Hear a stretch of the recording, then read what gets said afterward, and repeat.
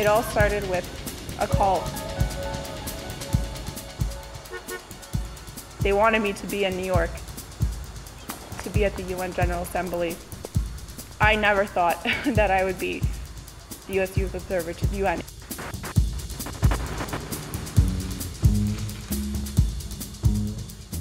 I'm originally from Seattle, Washington, and I'm a junior at Boston College. I was selected in September by Ambassador Susan Rice.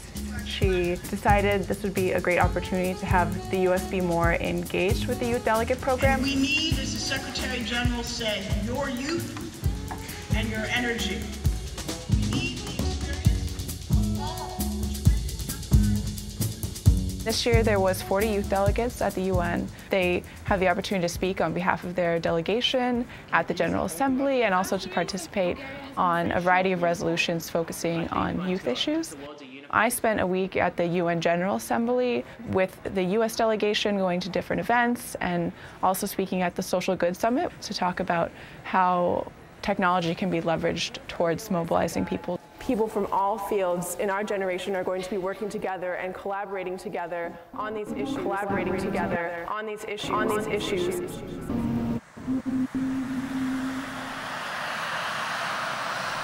Where are you going? I'm going to Intercontinental.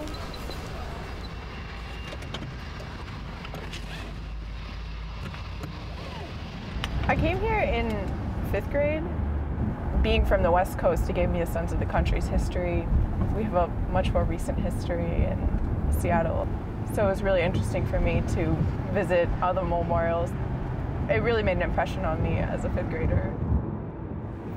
My interest in youth and development really started for an organization called the Fabric of Life Foundation, and I became involved in that when I was 12 years old. What drew me to this role as the U.S. Youth Observer was a number of the experiences I had when I was younger, studying and traveling abroad. I get so many different emails from young people and on UN clubs, and they just finally they feel like they have a youth resource that they can talk to. When I was in high school, I studied abroad in India on a scholarship, and then I also, again on a scholarship, lived in Senegal. You are listening to International Edition on The Voice of America. I've traveled to Tajikistan studying Farsi with the U.S. State Department. 2 years ago, the United Nations Association sponsored an educational and cultural tour of Iran, and I decided to raise funds so that I could participate as a youth representative on the delegation. I spent a month in Iran traveling around the country, speaking to different university students, young artists.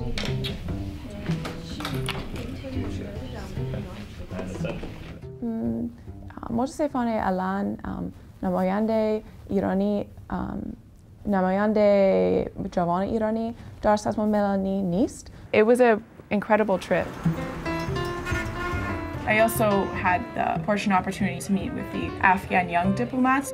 One of the striking things about this encounter was that one of the men from the delegation came up to me and he said, you know, how can I promote the rights of women and girls in Afghanistan? And I think there's really unlimited possibilities in the capacity of this role, unlimited possibilities in the capacity of this role.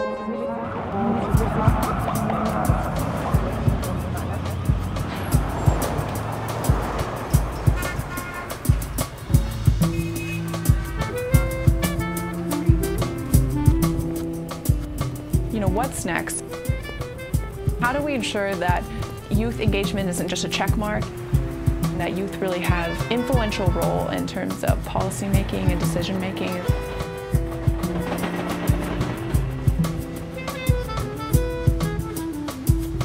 So what I like about this lobby is it's where all the visiting dignitaries come, and so sometimes they'll come and there'll be a red carpet rolled out. It's pretty cool. And you just want to walk down the middle of the carpet. And you sort of have to stand there awkwardly, but it's pretty cool. They literally roll out a red carpet.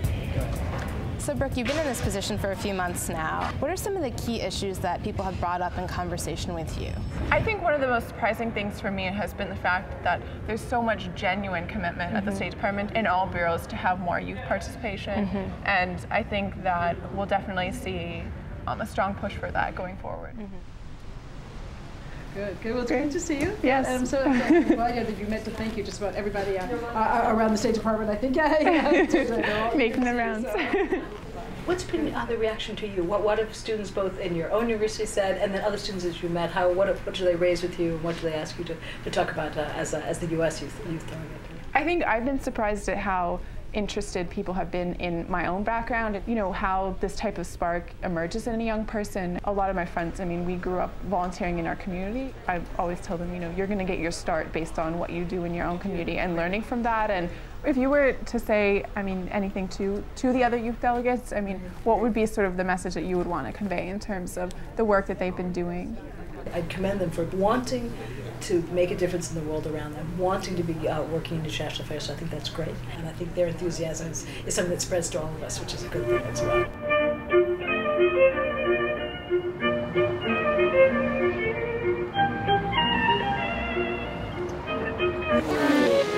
Please stand by.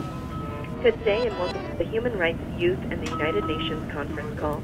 Hi, my name is Rena. I'm a junior in high school. For about a month, everyone was all like, oh my gosh, we have to help women and stuff, but like, it kind of blew over and they're all like over it.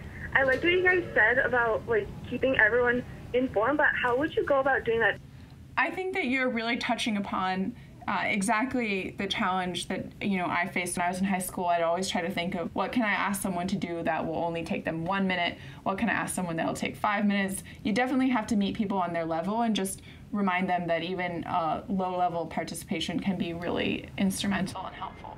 We actually have a question from Twitter. What do you think can be done to get young people more passionate about human rights? One of the great powers of youth is through social media. We can really hold human rights violators accountable.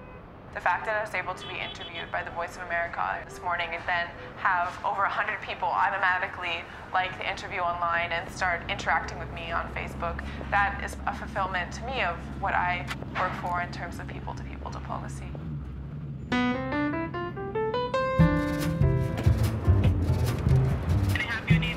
Monica? What do I order? Can I get 1 chicken tom yum? Okay. 3 orders of spring rolls, 2 Thai dumpling orders, 1 green chicken curry, 1 shrimp red curry, and then 2 pad thai. Can I do 1 with tofu and 1 with chicken? And 1 bok choy. Perfect. Okay. You know where we are, right? You told you. Yep, perfect. See you soon. Okay, see you. Bye-bye. Okay, bye. Free food is another important aspect of DC living. Yeah. That's how a lot of interns are paid in this town. Yes. So Hayes and I took Chinese class in college together, and we had all these. We would always like do our performance dialogues together. And we have these things being like because we were equally like, bad. No, it gets much worse. In our high school, our final for our Chinese class was to create a music video. So like out circulating on the internet somewhere is.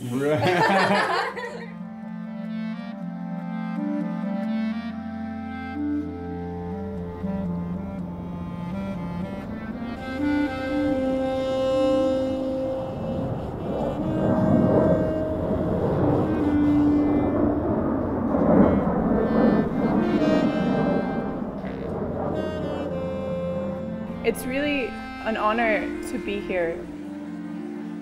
I'm especially pleased to see so many young people here. It's really possible that many of the people in this room may apply for the U.S. Youth Observer program in the future, and we really are among people that will be future leaders at the UN. So I think that there's a tendency to look at the UN as bureaucratic and static. Even me, someone that had grown up doing Model United Nations, had studied the UN, I still had a cynicism that the UN wasn't a place for a dynamic atmosphere. You know, spending time there and seeing the way that the UN is engaging with civil society and in public-private partnership, and the fact that there were, you know, all these youth delegates there, and it definitely broke down a lot of misconceptions I had even in my own mind. What my next part of the year looks like is making sure that I feel that I've spoken to young people, you know, in areas in which young people are facing very serious challenges, but they may not know a lot about the UN. And every time that I engage with a young person, whether it's talking to local high schools in my hometown in Seattle or with a group of young people from New York City, I'm humbled every time that I have the opportunity to be with the young people that hopefully I represent well at the UN. And we need your youth and your energy.